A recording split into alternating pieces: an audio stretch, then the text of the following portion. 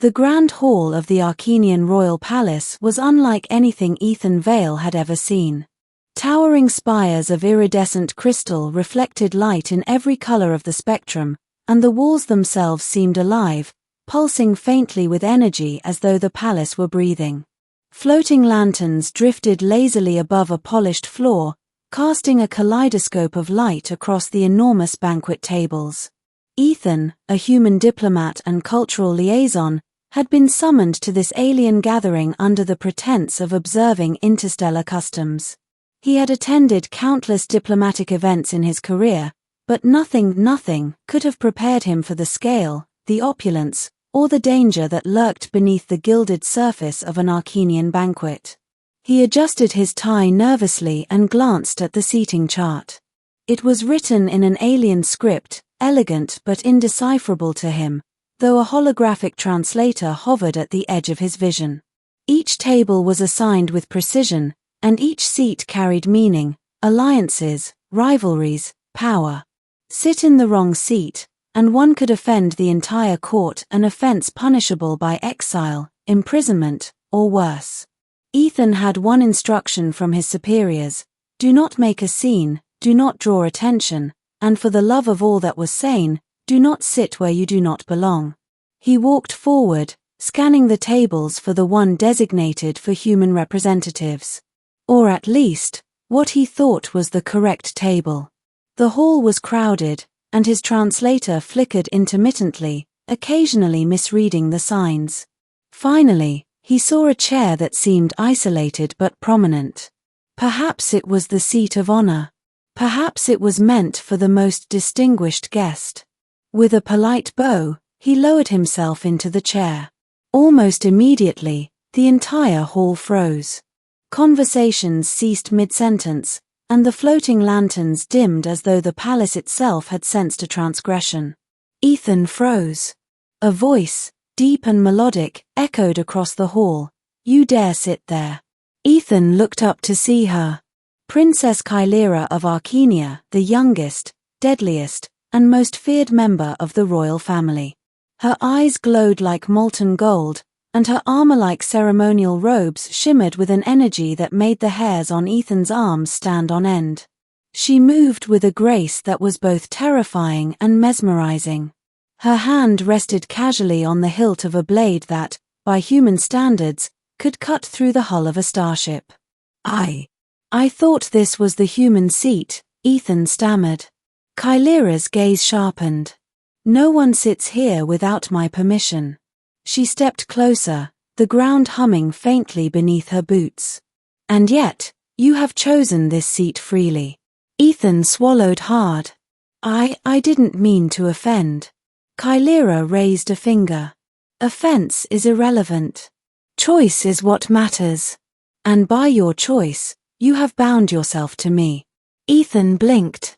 "Bound, Umi?" "Yes," she said, voice like steel wrapped in silk. "By tradition, sitting in the seat of the heir during the grand banquet signifies betrothal. You have engaged yourself to me." The hall erupted into whispers. Humans, diplomats, and alien dignitaries alike turned to stare. Ethan's heart sank. This can't be real. Kylera's smile was cold but amused. "It is. And now you must honor it." The following hours were a blur.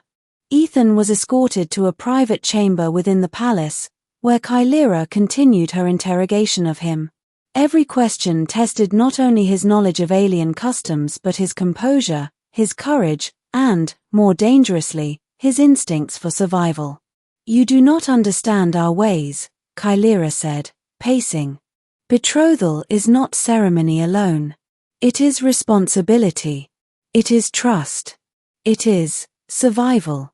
"I can learn," Ethan said. "I will." Kylera cut him off with a sharp laugh. "Survival? You are speaking of survival to me, the princess trained to assassinate 3 rivals before breakfast. You amuse me, human."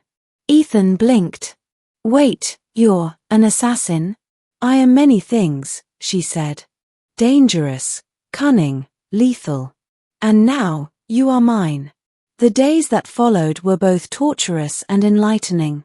Ethan was introduced to the deadly world behind the palace's opulence.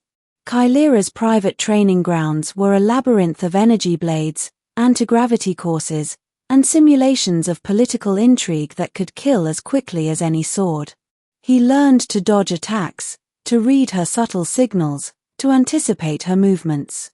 Every session was a dance between fear and admiration, as Chimera tested his limits and watched him falter and succeed.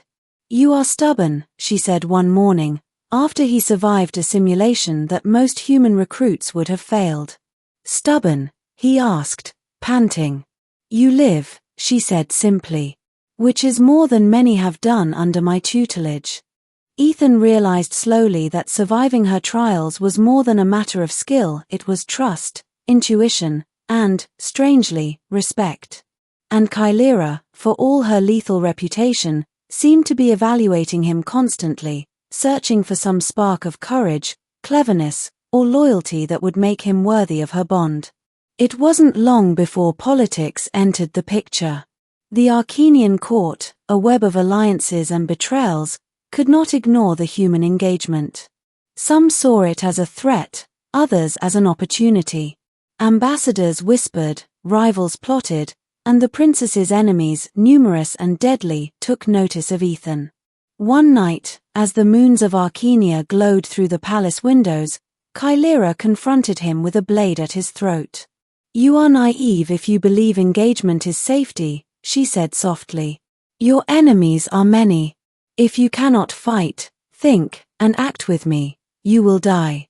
"I trust you," Ethan said, even as his pulse raced. Chimera tilted her head.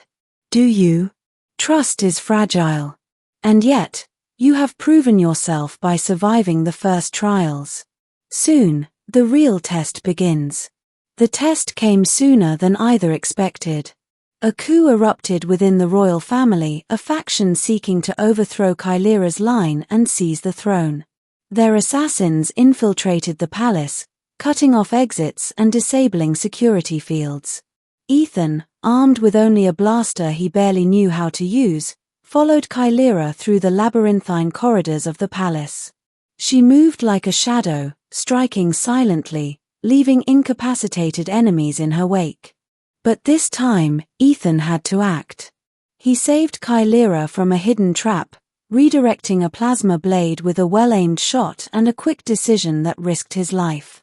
"You live," she said once the threat was neutralized, "but now you are no longer just my betrothed, you are my partner in survival." Ethan nodded, breathing hard. I can handle that." Chimera's smile was brief but genuine, a rare moment of warmth from the lethal princess. "Good. You may yet prove useful." Weeks passed. The court slowly accepted their engagement, and Ethan's relationship with Chimera evolved beyond fear and survival. They shared quiet moments of conversation, strategy, and even humor amidst the danger. She revealed stories of her childhood, the harsh expectations, the battles she had fought not just for power but for survival in a court where betrayal was a constant companion.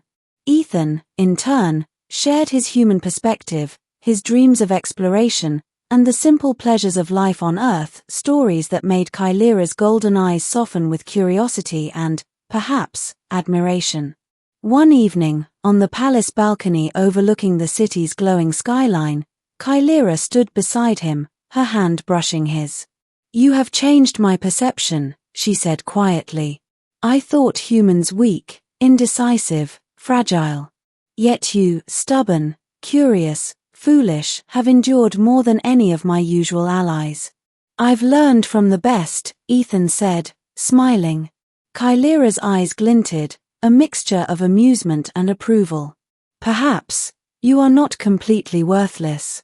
And perhaps," Ethan said, "I've chosen the right seat after all."